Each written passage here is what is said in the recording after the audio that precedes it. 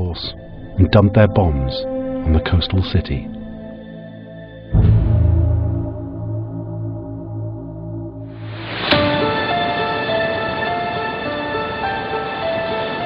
Plan Kathleen had been ditched, Operation Green had been cancelled, and now the IRA's allies had bombed Dublin. The IRA was completely discredited. Worse still, Stephen Hayes' drinking habits had developed into an addiction. There are increasing reports that Hayes has effectively become an alcoholic.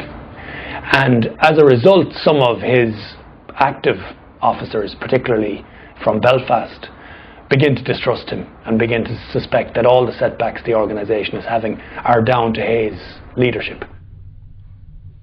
So the membership decided to take action. Stephen Hayes is one of the most controversial figures in the history of the IRA. The IRA were a small marginal organisation under major pressure, and there's really not much else Hayes could have done as leader. But they suspect that he's a traitor, and during 1941 they actually kidnap him, court-martial him, interrogate him for a long period, and make him confess to having been a high-level spy on behalf of the Irish government. Though no evidence has emerged that Hayes was an Irish government spy, the IRA sentenced him to death. But he escaped and went to the Irish police.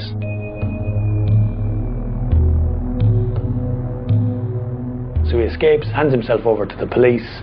His kidnappers are arrested, and while the IRA still regard Hayes as a traitor, in terms again of public opinion, the IRA just looked like a farcical organisation.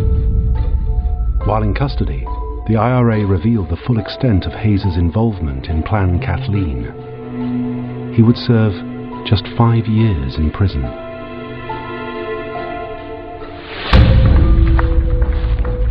By now, Herman Gortz was on the run. He made several escape attempts, including by a motorboat that sank off the southeast coast. He even went to the German embassy to beg them for help. Though they agreed to pass his messages to the Abwehr, they were reluctant to help him further and turned him away. On the 27th of November, he too was discovered and arrested. Further pictures of the arrival of the first American expeditionary force to Britain, a troopship crowded with men from the great cities and plains of North America. Greetings to them all from the rank and file of this United Kingdom, united now as allies of those United States. Any lingering hope of invading Northern Ireland was dashed when in January 1942, American troops were stationed in Europe for the first time. By May 1942, 37,000 GIs were based in Northern Ireland.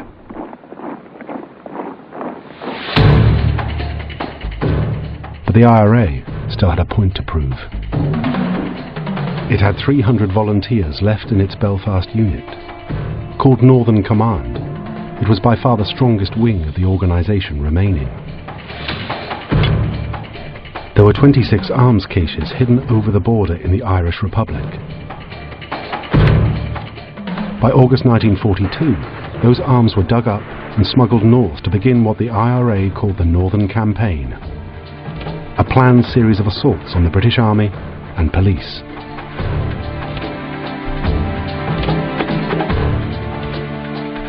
But joint British and Irish intelligence operations thwarted their plans.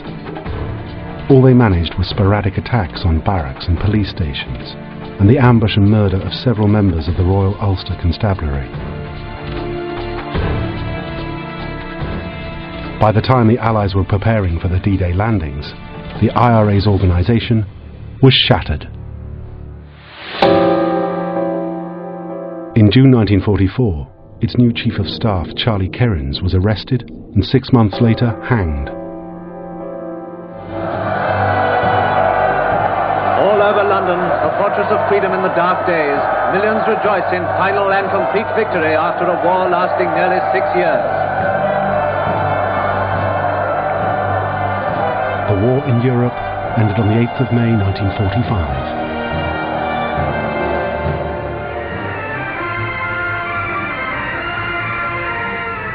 German U-boats surfaced all around Ireland and surrendered to the British. 8 of them came to Londonderry in Northern Ireland, where they surrendered to the Commander-in-Chief of Western Approaches. But while all Europe celebrated, relations between Britain and the Irish Republic reached a new low. In Dublin, Prime Minister Eamon de Valera chose to visit the German embassy and send his condolences for the death of Hitler. He hadn't done the same for the recently deceased American president, Franklin D. Roosevelt. There were even rumours that the Irish tricolour flew at half-mast in some parts of Dublin.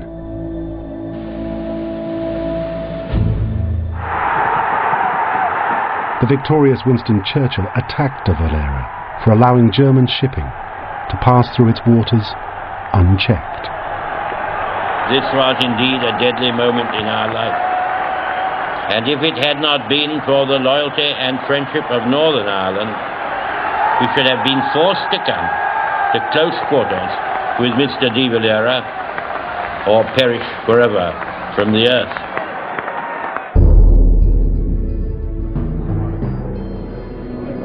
De Valera not only refused to apologize, he attacked the Allies over the trials of Nazi war criminals at Nuremberg. The men who not long ago bestrode the continent of Europe and committed mass crime on a scale which staggers the imagination are today in the dock. The Irish government refused to recognise the trials, comparing them to the British use of its legal system in Ireland before independence.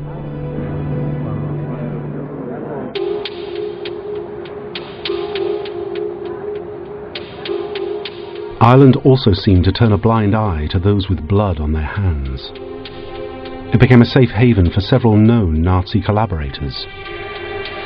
These included the Breton nationalist Celestine Lane, who had collaborated with the Nazis by hunting down resistance fighters in Brittany. Lane escaped to Ireland in 1947. He died there in 1983. Nicknamed the Himmler of the Balkans, the Croat collaborator, Andrija Artukovic, escaped to Ireland in 1947.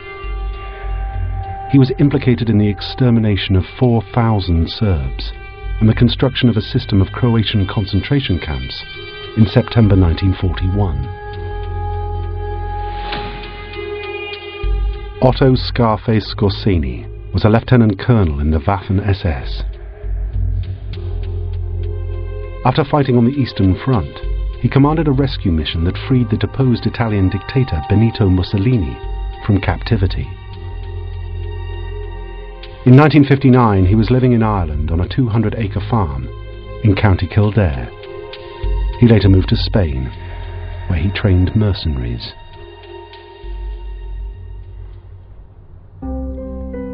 Why was the Irish government prepared to harbour such men? It's a question that is still reluctant to answer today. Since the war, Eamon de Valera has often been characterised as a stern, unbending, devious, and even divisive Irish politician. But it's not entirely a fair portrait of him. In fact, de Valera had on occasion helped the British during the war.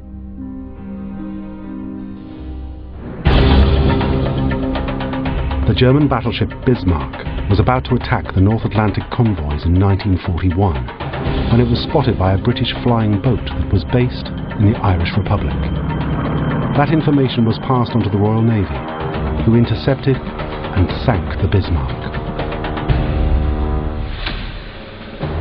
And there was the crucial Dublin link between G2 and MI5 that undoubtedly led to the abandonment of Plan Kathleen and the thwarting of the IRA's activities.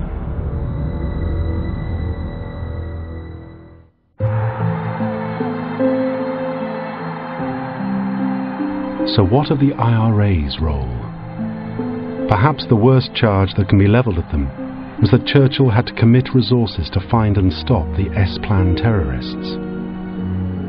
the emergency services and security services were too busy clearing up the IRA's mess when they should have been concentrating on the real enemy. And while there was no suggestion that the IRA was actively anti-Semitic, they had picked the most distasteful of friends. Suppose the IRA had won. Suppose Plan Kathleen or Operation Green had succeeded.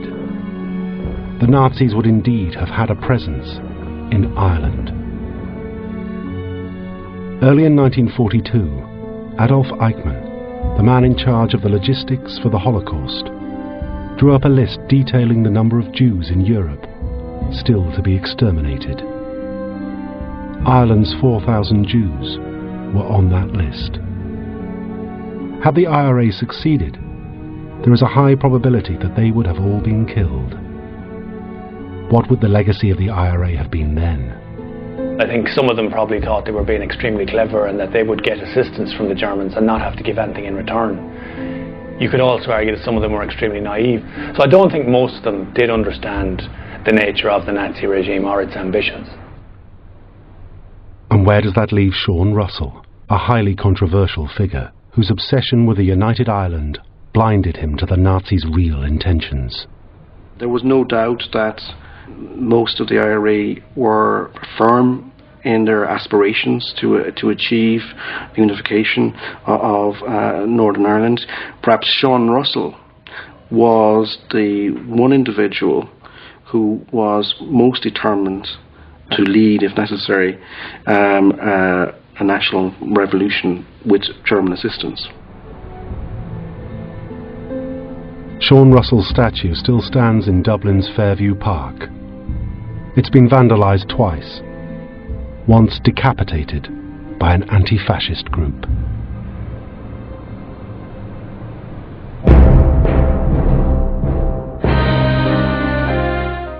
In an hour, an exclusive